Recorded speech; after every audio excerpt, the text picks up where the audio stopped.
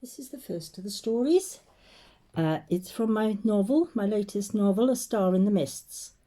And it's set at the border fortress of Dinas Cadach, the Kingdom of Powys, Wales, 538 AD. And if you're wondering why I used AD instead of CE, it's because at that time, the very early Middle Ages, that was what people wrote. That's how they described it, Anno Domini.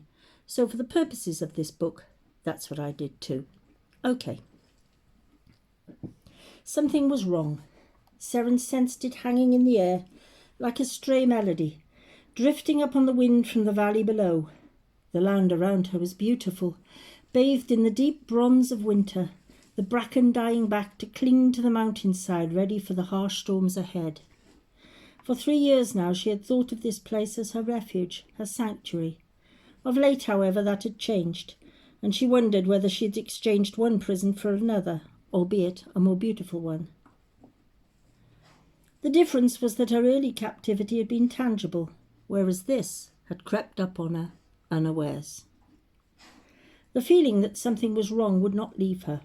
Even her horse, Jack, normally placid and obedient, was restless that day, perhaps because horses were known for their sensitivity to the spirit world. Jack's odd behaviour supported her own misgivings. Scanning her surroundings for an omen of some sort, however, she was disappointed. The sky was an endless expanse of pearly blue heaven. No clouds or birds, nothing to forewarn of trouble on the way. No ravens, no birds of prey, not even a sparrowhawk to scatter the smaller birds and send them hurrying for cover. Yet still, she knew. This warning came from Dinas Cadach, the fortress where her uncle Owain ap Cadach lived, and which she had once called home. It had been her first place of confinement, and she did not wish to return there. Yet her options were limited. If she went back and begged her uncle Owain to take her in again, he would. But that would mean admitting that Gavin, her childhood sweetheart, had all but faded from her dreams. She'd never believed it possible, yet now she barely remembered him. Seren had always been sensitive to the world around her, spotting warnings and portents that others missed. But she'd never felt such a warning before. Initially gentle like a melody, now it came at her screaming, clasping itself to her breast and refusing to let go. Like the harsh winds on the mountain, it stung her cheeks and tangled her shining red hair, yet still did not reveal its true nature. No matter. She would know soon enough, she was certain. Trouble had a habit of never staying still. On her arm, her hawk, Belle, sat motionless and hooded, waiting to be set free. Was it Seren's imagination, or was there a sudden flash of light down there in the valley where the mist was beginning to curl up the steep tracks? But when she looked again, the light was gone. Perhaps she had imagined it, but perhaps not. A thin veil of mist began to cluster around Dinas Cadach. "Come on, Belle." She pulled off the bird's leather cap and released it. The hawk flew arrow straight up into the sky, whirling in the blue heavens, free until such time as Seren summoned it back with a lure. And soon I shall be summoned down to Dinas Cadach too, she thought, with a sudden flash of insight. I wonder what sort of lure my uncle will use to recall me. Disturbing though it was, she almost welcomed the coming summons, because at least she would discover what was bothering her. It was the not knowing that inflamed her fears. Inside the fortress of Dinas Cadach, Master Petrus the physician stood at a window. Dark and hawkish, everything from his sharp profile silhouetted against the low winter sunlight to his hair that was the colour of a raven's wing marked him out as an outsider. To the Welsh he was an Altid, a stranger. Even his long robe, austere and dark, was a reminder that he came originally from another land, far to the east. Beside him, barely reaching his shoulder, his friend Owain ap Cadach, Lord of Dinas Cadach, stood, waiting for an answer. He was old, and time was not on his side. Until a few months ago, Owain had been hale and active despite his advancing years. Now death had cast its shadow over him, and he huddled into his fur-lined cloak, his face flushed and feverish. "Will you do it?" Petrus asked Owain. "As a favour to me, you'll marry my niece, Seren?" It's not a good idea. Petrus chose his words with care. He didn't wish to upset the old man. Oh, that noise is one of the dogs, sorry. Particularly given his poor state of health. But on the other hand, the plan was ill-considered. I'll beg if I have to. That caught Petrus off guard. He wasn't used to people begging him for favours. Oh, and you don't have to beg. Then please, say yes. Still Petrus hesitated. It's a bad idea. No, it isn't. It's perfect. It will solve my problems. The old man moved to stand in front of his friend.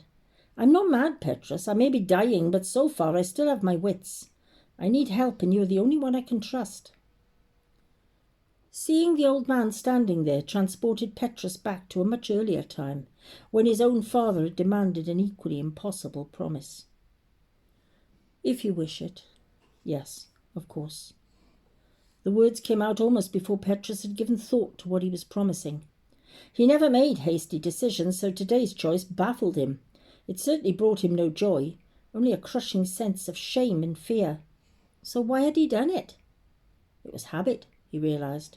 He had agreed out of habit because that was how fathers ruled their sons in the Eastern Roman Empire. In recent years, Owain had been the nearest he had known to a father.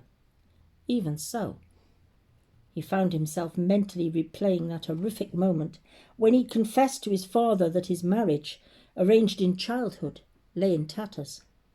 There was that same sour flavour of defeat that burned the back of his throat before he'd even met this niece of Owain's. Is something wrong, Petrus? Yes, he wanted to say, this is all wrong.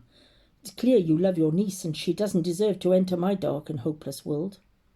He knew he should have spoken, but instead he remained silent, clinging to his fear and shame, because with those feelings he knew what to expect. Fear was safe. Shame was almost comfortable. It greeted him like an old friend. Knowing nothing of this, Owain clapped him on the shoulder. I knew you wouldn't let me down. It should have been a hearty gesture, but the sickness had made him feeble. Don't worry, all will be well. Petrus was unconvinced. He understood the demands of duty and kinship more than most, and his deep friendship with the older man carried heavy responsibilities that he could not shirk. And yet, you know, you've lived in Wales a long time now, Petrus. It must be 7 years or so. 8 years. He had been just 24 when he'd first arrived, skilled in healing yet wounded within, a true wounded healer like the Greek centaur Chiron in antiquity. And you've no intention of moving on again? Going back to the east, to Constantinople? Petrus shook his head. I have no home there any more. He no longer yearned for the distant lands of his youth, even though in Wales he would always be an outward, an outsider. That was a price he had to pay. Most men in his situation would consider a free-born wife to be a bonus. Well, I for one am glad you're staying here. The old man's physical state was now so dire that death sat on his shoulder like a crow digging its claws into him. He seized Petrus's hand and shook it with as much vigour as he could muster. I don't know how to thank you. The effort left him panting for breath. Petrus shook his head. Please, Owain, it's not necessary. You do me a great honour by asking, but... He hesitated, his dark eyes solemn. I'm not sure this is a good idea. There, he'd said it. His conscience began to clear. It's the only solution. Just get my niece to safety, that's all I ask. Once she's married to you, nobody can force her to do anything. And if you're unhappy with each other, Welsh law will allow you to divorce. After that, you will both be free to live as you please. Petrus hesitated. You understand I'll have to take your niece back to Gwynedd with me. I have been King Maelgwyn's physician for several years now. I cannot just leave his court even to stay here with you. Owain nodded, his face thoughtful. I know, but you don't need to stay here for much longer, for I'll be dead soon. Beside, even though I'm loath to admit it, you'll both be safer under Maelgwyn's protection. Every Welshman knows he rules the whole of Wales in all but name. True. Even my son Idris, headstrong and reckless though he is, would not be foolish enough to challenge him. At least, I hope not. He would be ill-advised to try. He clutched Petrus's arm for support. Come, I need a drink. Let us return to the fireside. This cold is seeping into my bones. And there we have it. That's the first story that I'm going to read in this storytelling. I hope you enjoyed it. Thank you for listening. Bye.